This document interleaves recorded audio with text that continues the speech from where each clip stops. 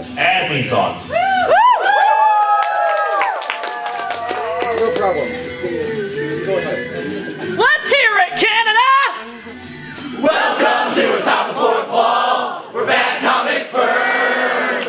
Linkara's gonna teach you all a lesson you won't learn.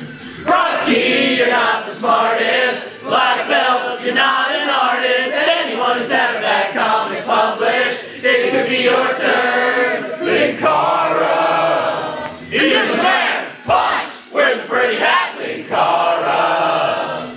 He has a magic gun, where'd he purchase that, Linkara? Coins, robots, Amazon trucks, Linkara. This comic sucks, Linkara!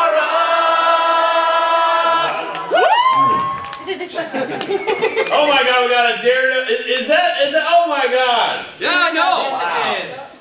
Tomboy and Daredevil, that is frickin' awesome. Somebody enjoyed my DVD. Hello and welcome to Resurrection of Atop the Fourth Wall Live!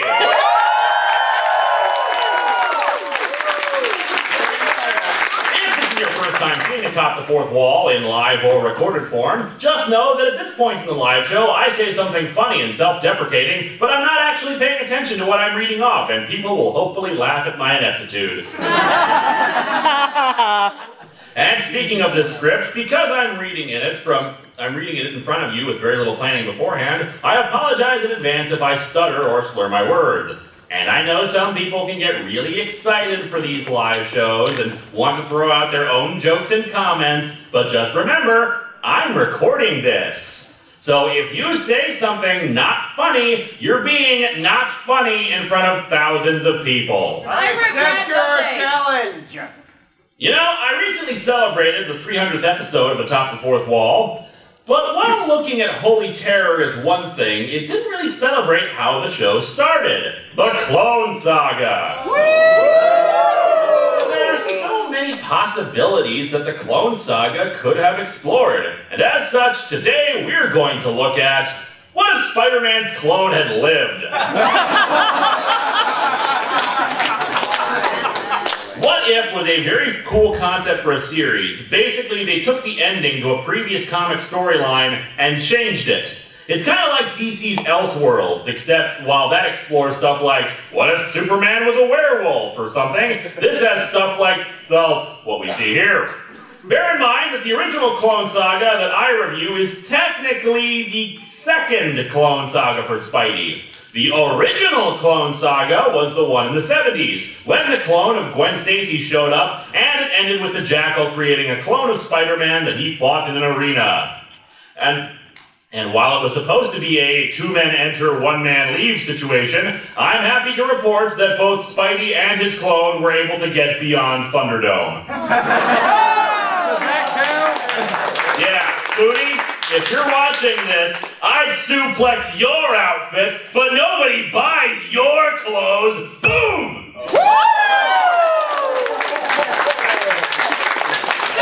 What were we talking about? Oh yeah, clones. So the clone supposedly died at the end of that story, and Spidey dropped his body off in a smokestack. However, in the 90s, they brought him back, and thus that nightmare happened. But for now, the year is 1981, we're playing What If, and our cover is kind of crowded and kind of head-scratching. We'll ignore the untold tale of the Inhumans at the bottom, as well as the advertisement for Spider-Man and his amazing friends at the top. If that show had been made today, the amazing friends would have been Mephisto and Dr. Octopus. The former plays pranks on him by rewriting history every time he goes on a date, and the latter takes over his body during the date, leading to wacky hijinks. The world's not big enough for two, Spider-Man. You may be the real thing, but you'll never escape this cryogenic tube. So if Spider-Man's clone had lived, we'd reenact the pilot episode of Futurama. Whoa! Oh, dude, Spider-Man would be the best delivery boy. No, he didn't. We open with the Watcher narrating the events at the end of the Clone Saga. See, I'm stuttering already. I am the Watcher, and it is my solemn duty to observe all the myriad events that define the reality of Earth. Like Christmas. Like Christmas and drug deals. It's basically the cosmic equivalent of channel surfing. You'd be surprised how often nothing is on. Not even I can tell which is the real Spider-Man and which is the clone. Not that will ever stop me from claiming that I do. The pointless fighting of the two quickly comes to an end when they realize they should be fighting the Jackal and not each other, but then things go boom, as they often do in comics. Damn you, Michael Bay! Or they go vroom. And of course, Spidey carries the dead body of his clone up a smokestack. Had to get proof that I was the real Parker before disposing of Hanson here. Too bad, kid. We were closer than brothers. And then we had to fight each other, but we trust our fate to the heart of the cards. No matter what, let the clones begin. And so it went on the world you know, but such a momentous event as this is fraught with potential. And boy does that get squandered. But now the Watcher shows us a different string of events. In this case, the two Spider-Men stop fighting each other and notice the Jackal moving towards Ned Leeds, since he had a change of heart at the very end. And then one of the Spider-Men cold cocks the other. I feel this is very representative of Peter Parker's inner psyche. Stop hitting yourself. Stop hitting yourself. Stop hitting yourself.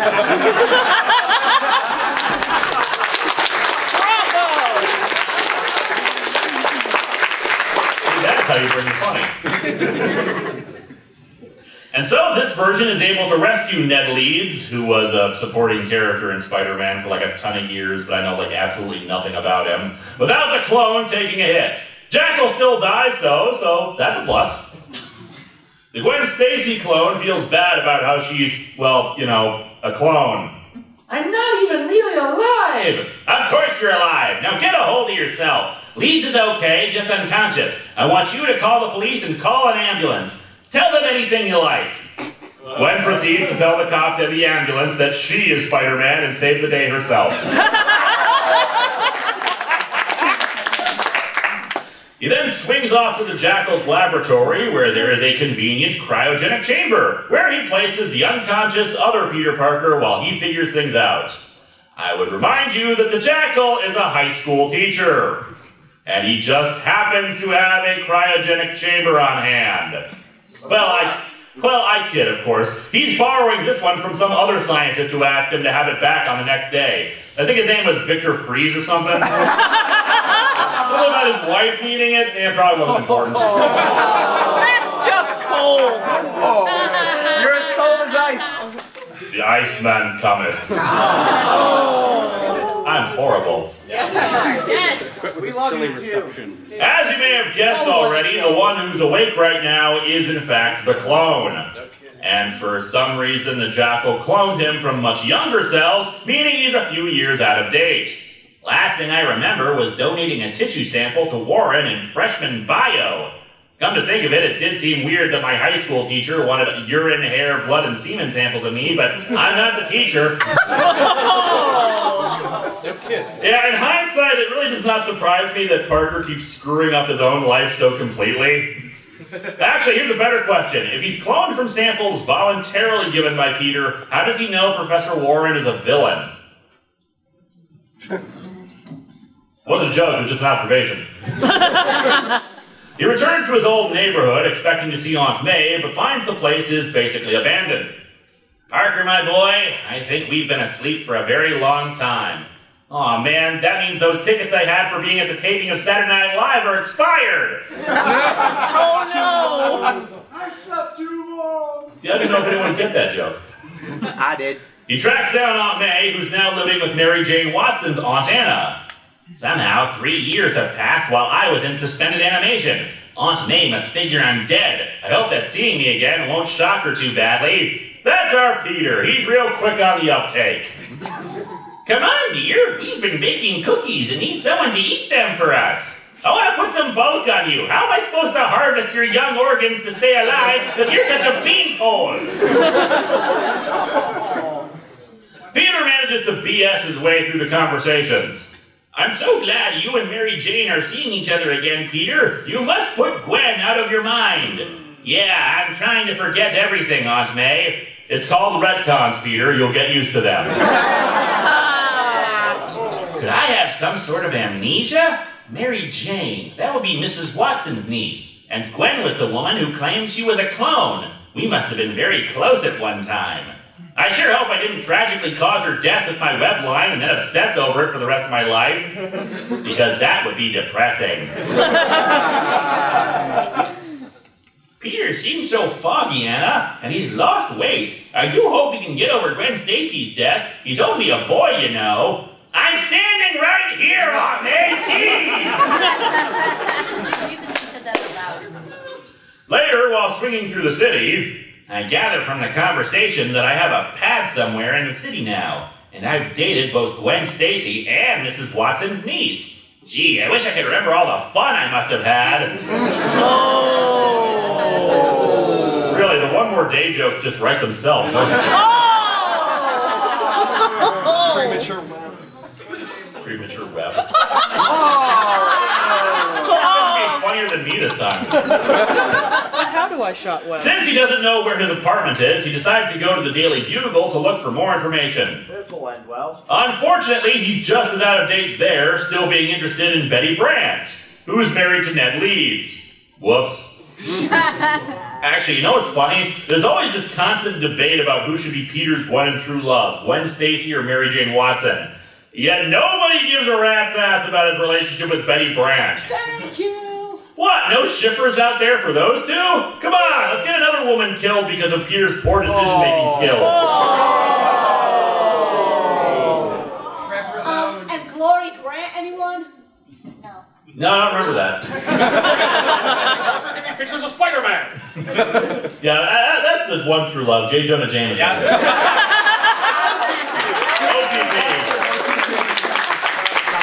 Also, here's some good old-fashioned nightmare. Kill him with fire! Burn it! Since Peter is acting so weird, Betty offers him a ride back to his place, which he jumps at the chance. Sorry if I was rude back there, Betty. I've been having sort of a rough day. They're rebooting my movie series again. This time my origin story will take place over 2 entire films. Won't put on the costume until halfway through the second one. Oh, I understand, Pete. I know you still think about Gwen a lot. I know I'd be if anything ever happened to Ned. That Spider-Man, he's caused us both so much pain. Lady, you don't know the half of it. Peter is pretty disbelieving about who he moved in with. Harry Osborn? Why would I move in with a creep like Harry Osborn? I know, right? How the hell is his hair even physically possible? After determining which building and apartment are his, he starts looking through his stuff to try to figure out what he's missed. Hey, a box of letters from Gwen Stacy and a clipping about her death. We must have hit it off pretty well. This is like eternal sunshine of the spotless Spider-Man. After reading through all the letters and the account of her death, Peter is naturally kind of confused because he still can't remember any of this, but it clearly happened. I would remind you all that Peter is supposed to be a scientific genius, and he's still having trouble putting 2 and 2 together. I mean, yeah, it'd be difficult to accept, but the possibility doesn't even cross his paradoxically tiny and giant brain. And that joke fell over like a dud. Just like my Daisy. Oh! I mean, horrible. Dead for like 40 years. Still too soon. Darkest joke. Darkest joke. Darkest Joke. Darkest sketch! Darkest sketch! Darkest sketch! Something is terribly, terribly wrong. My memory is perfect up until 3 years ago, and then nothing. But there's no fog, no holes. It's as if the last 3 years just never happened. And this is the part where Peter gets a letter from Gwen Stacy saying that she's waiting for him in Silent Hill. Oh, no! Why would you do that to us? Because I'm horrible. Oh, no! Spider-Man versus Pyramid Head. Spider-Man versus Pyramid Head. Peter returns to the Jackal's lab and starts examining Warren's old papers and records. Incredible! Warren was working on a theory of cloning far beyond anything dreamed of by conventional science. It may sound far-fetched, but twin clones of Hitler does make sense!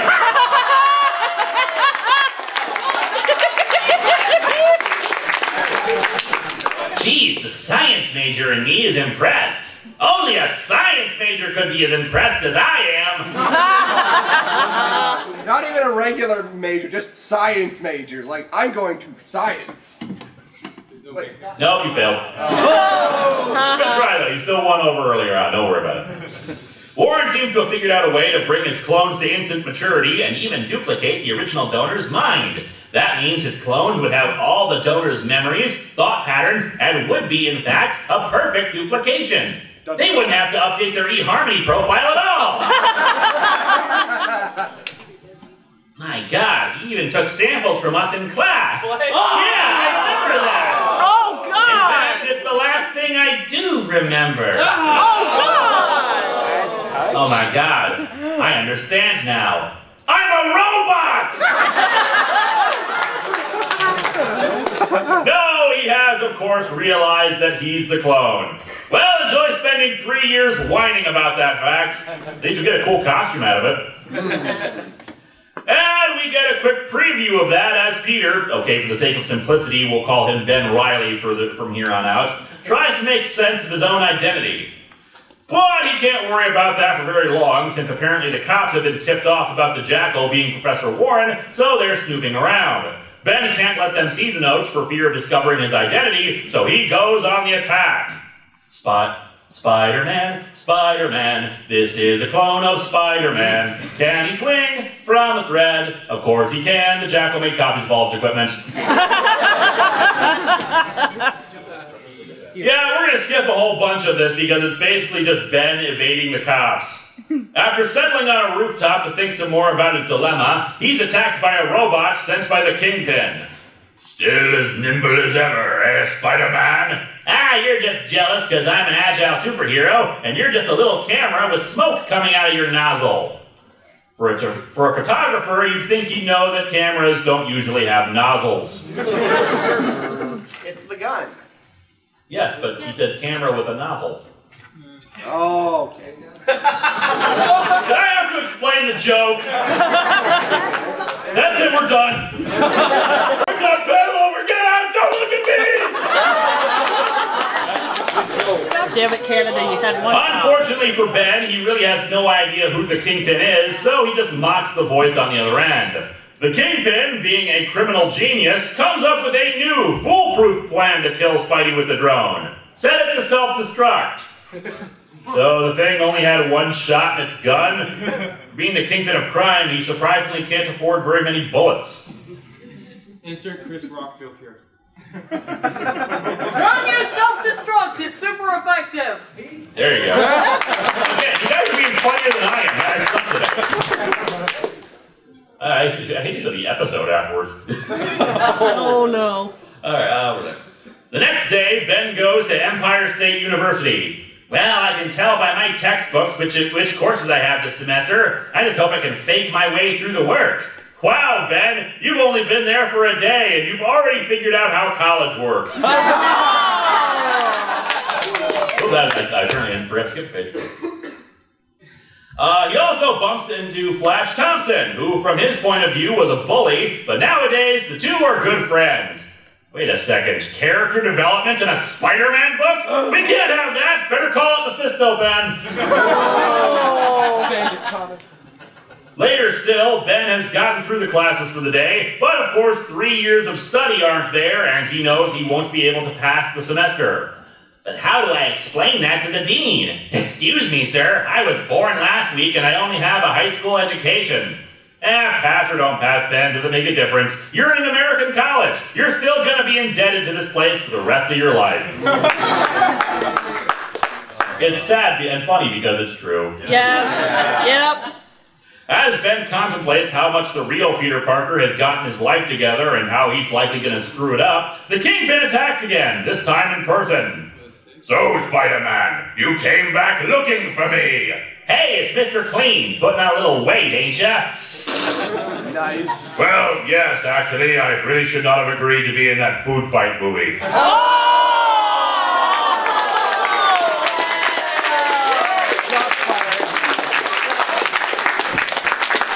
The two battle, or rather the Kingpin hits things while Ben evades and realizes he doesn't know the Kingpin's abilities, and thus he falls back on the age-old backup plan. Run away! Run away! Run away! Keep running! What? I don't believe it! Come back, you coward! Come back! I'll be at Coney Island tonight, Spider-Man! Will you face me? Do you dare? Coward! Coward!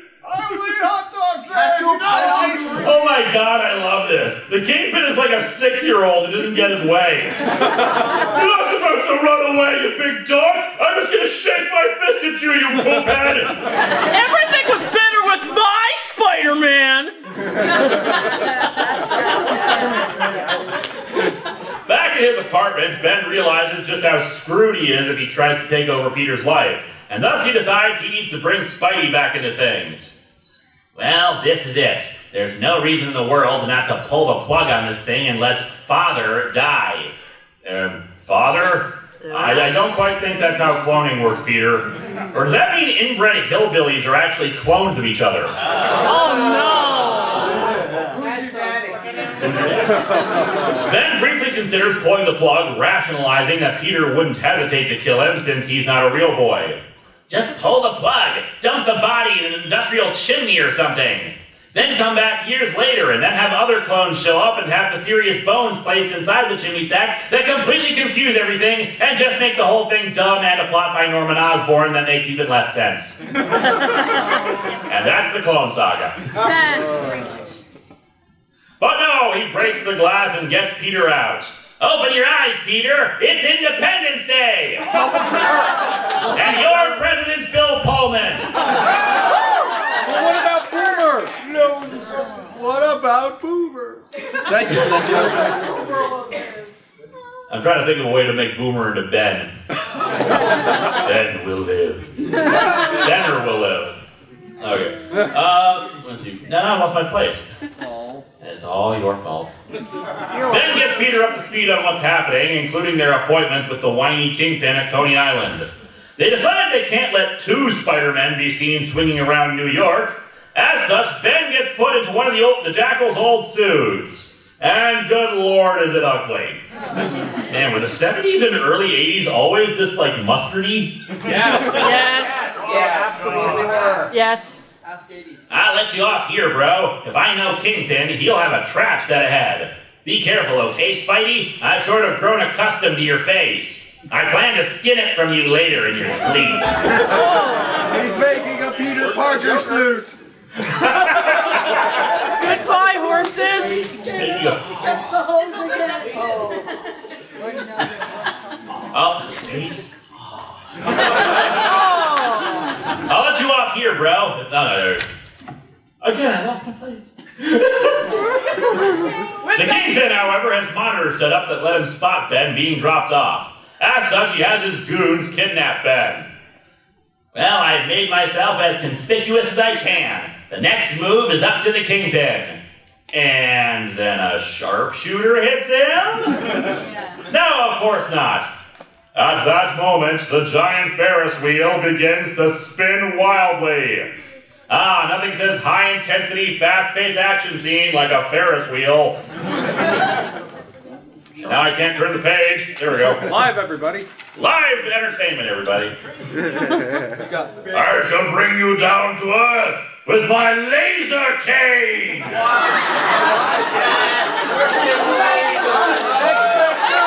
Frickin' laser beam! Still makes more sense than the laser bat. Would it be shot for the same big and tall store as the Penguin? Oh, and apparently the Kingpin took time to overhaul Coney Island with advanced technology. The Ferris wheel car the Kingpin is in launches out on rocket jets. What? What? This is a thing that is happening. Yes, cretin, yes. I've spent weeks preparing for our inevitable battle. I appreciate your making it so easy to trap you. He's got a point. What the hell was the Kingpin going to do if Spidey never showed up at Coney Island? Was he just going to overhaul every amusement park in the city on the off chance he runs into him somewhere else? No, he just enjoyed us. Don't worry, this hot dog stand has rocket boots attached to it. Someone just tripped them. Peter manages to leap onto the floating car and offset the balance. No, don't tilt the hovercraft. What? Well, Kingpin, this is why you should wait for the amusement park operator before you try to get on the ride. We can't stay airborne if the jet lifts aren't facing down. In retrospect, this is kind of a really bad design flaw with someone like you, but I'm not actually that smart, in case you hadn't noticed. Dankness to your contraption. It looks like Spidey has the Kingpin webbed up, but soon his goons arrive with Ben, holding a gun to his head, and thus Peter has to let him go or else they'll shoot. But, of course, Ben isn't going to take that lying down and does the splits in midair to kick the two goons away. Because that's how anatomy I works. feel like Spider-Man should be making an aerobics tape sometimes. The Kingpin orders his goons to kill Peter Parker, figuring that this will keep Spider-Man busy while he makes his escape. Naturally, Spidey knows Ben can handle himself and goes after the Kingpin, utilizing his handy-dandy Spider-Man flashlight thingy that he never seems to use anymore. You know, I'd have accepted one more day a lot more if the real purpose was to restore that thing. And so, with boot to the head, the Kingpin is down, and we see the goons have been dealt with as well. Back at Peter's apartment, Ben is getting ready to leave. It's been great, but I guess I'd better clear out of your life. Gwen, too, had the right idea. I'll change my name and start somewhere new. I'll call myself the Crimson Arachnid or something less stupid than that. However, Peter has an idea. I'm thinking it'd sure be a pleasure to be able to sleep late and go to class sometimes, or fight for justice and keep a date on the same night. Lying to your potential girlfriend. This can only end in good.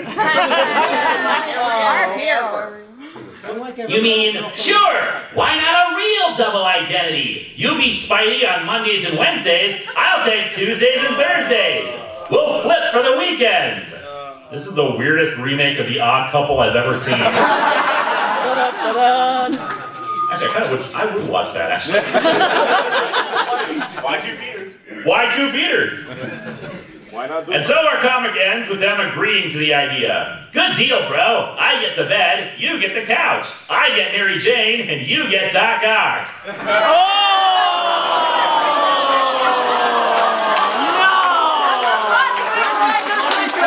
You mean I have to date Doc Ock? No, I mean get possessed by him. Sucks to be you, clone boy.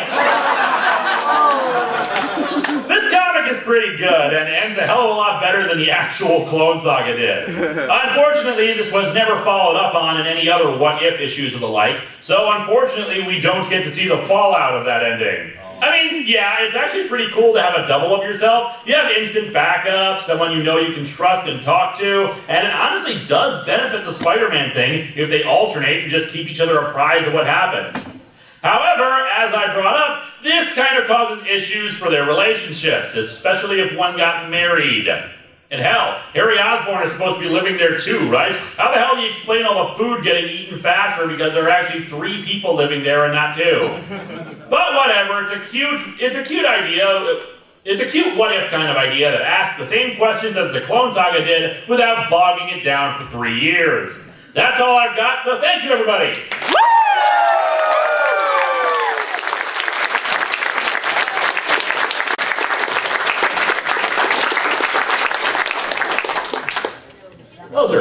Yes, if Jarrus and Snowflame ever met with the universe implode, No, but Jarrus would very quickly start firing his gun.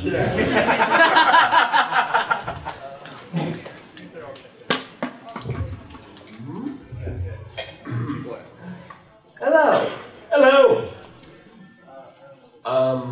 Too late, goodbye. I'm going good. I believe I asked you a question, a few, like... 2 years ago? Yeah, 2 years ago. Mm-hmm. Okay,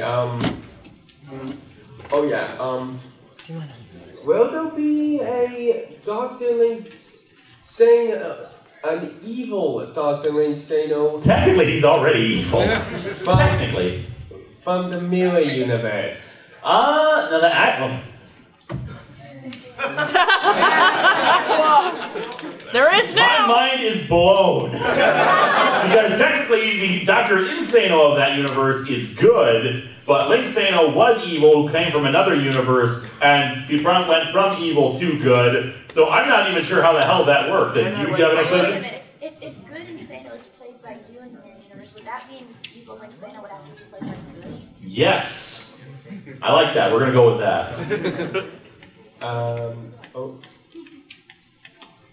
Okay then. So like, maybe the evil Linkara from the mirror universe started out good, but turned evil. Just a thought. Anyway, thanks, sir. Maybe he's like a well-intentioned extremist or something. Or reverse Fussy Britches. All hail Fussy For the Britches. people at the camera, at D20 Live, we turned an evil gargoyle into a happy little kitten, and we named it Fussy Britches. Never! Anyway, sir, thank you. We have to get through the rest of the line. Thank you, sir. I'm just gonna have a quick one. I was watching some TNG recently. It came to the episode where they're at that planet where the holograms trying to sell them weapons. And I noticed he called it the Arsenal of Freedom. That is exactly where the name comes from. It is a direct reference? Okay. Yep. I was just mildly curious. Thank you. The Arsenal of Freedom is one of the better episodes of Season 1 of The Next Generation. I actually really recommend it. Look it up. Watch it. It's good. Arsenal of Freedom. There we go. Is Fussy Britches going to become a regular character in your stories? No, because we have enough inanimate object characters, and I don't have a cat. Keep it out, Please. Oh, I'll think about it. I have to give an actual name to the foam lizard first. And out of all the history of the Power Rangers seasons you've done, who is your favorite character? It's hard to say exactly because honestly, there's like a favorite character for each season, so I couldn't like say for absolute certain about it. Like top 5 off the top of your head. Jen, Wes, Katie, a lot more from Time Work Company, but Tommy, of course, Andros, Kimberly. Yeah. There you go. Thank you. Carter Grayson. Carter Grayson. Yeah. Taylor. Taylor. Hello. This question is about Boyo. No, he won't be signing autographs. Go ahead. We've had the ground model Boyo for quite a little while now, and in the 300th episode, we've gotten our first look at the battle Boyo, which, by the way, looks really, really spiffy. Oh, hell. All credit goes to Amethyst for that. Anyway, go ahead. I guess my question is, what is up with the main body Boyo? Like, kind of essentially progress reports. Well, you've seen the main body Poyo, the one that I've been using as the puppet for most of the new Poyo stuff. That is the main body Poyo. Oh. Yep. Oh, okay. The one with actually the movable head and movable arms, technically. Oh, arms, stumps. Right. But yeah, and trust me, before this storyline is over with, you're going to see all the Poyos in action. Woo! This is about making Suburban Nights. I was watching the DVD documentary about filming, and Doug was complaining about all the weather that's been forcing you to either cut a lot of scenes or delay filming. Yep. So how did you come up with that speech on trying to save filming Suburban Nights? We had a kind of mini meeting beforehand. We were Famous and I had just finished up filming the Airzone solution review, or at least the majority of it, and we got called into a meeting to discuss the fact that Doug was coming over to tell us that he wanted to end filming, or at least take a vote on it. And we all decided amongst ourselves, no, we'll stand solidly firm and we'll say we're going to keep filming come hell or high water. And so as I was doing this, I was thinking I would be the one who would rouse the troops, so to speak, but it didn't really happen. So instead we just said no, we're going to do this, and then I said I'm going to do the speech. And then the actual speech happened, and people started humming the Star Spangled Banner, as I said. We will not go quietly into the night. We will continue filming Suburban Nights. America. Thank you. Yeah, I was just thinking of it while we were in the pre-meeting, because I'm a dork. Yes, you are. No, you don't say. So how did you become a voice actor? You mean for Fiona Frighten and whatnot? Yeah, sure. Just a bit of anime humor. Well, I was really inspired by Juicy Flanagan. None of you people actually know that joke. Watch the Bridge series, damn it.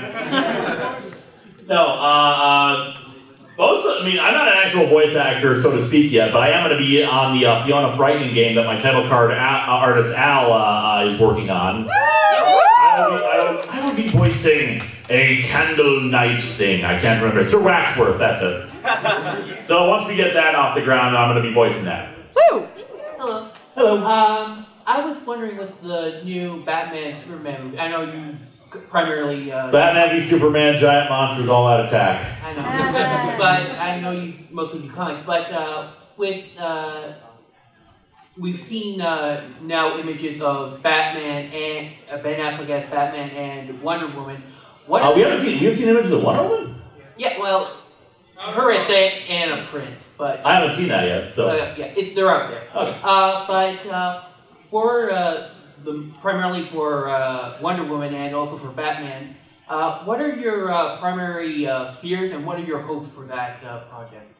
I just hope it doesn't suck. I don't think that, I think it will. I didn't like Man of Steel to begin with. If you liked it, all more power to you. But I don't think it's going to be a very good movie. I think it's going to be just like Man of Steel, very gray, very depressing, and Batman and Superman are not going to be able to it's just going to be a stupid brawler instead of them teaming up. The Avengers fought each other, but in the end, they were still on the same side. I don't even know what the hell is going to happen with this. What's the forced conflict? The reason why Batman and Superman fought in Dark Knight Returns is because Superman had become a tool of the government, and they're apparently, drawing inspiration from Dark Knight Returns. So I don't know what the hell's going on.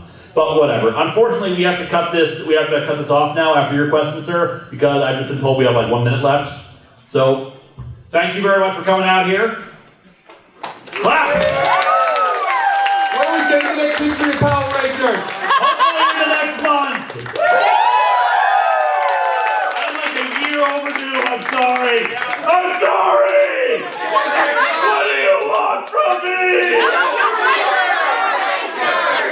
He just told you. Thank you for coming out and supporting Lockdown.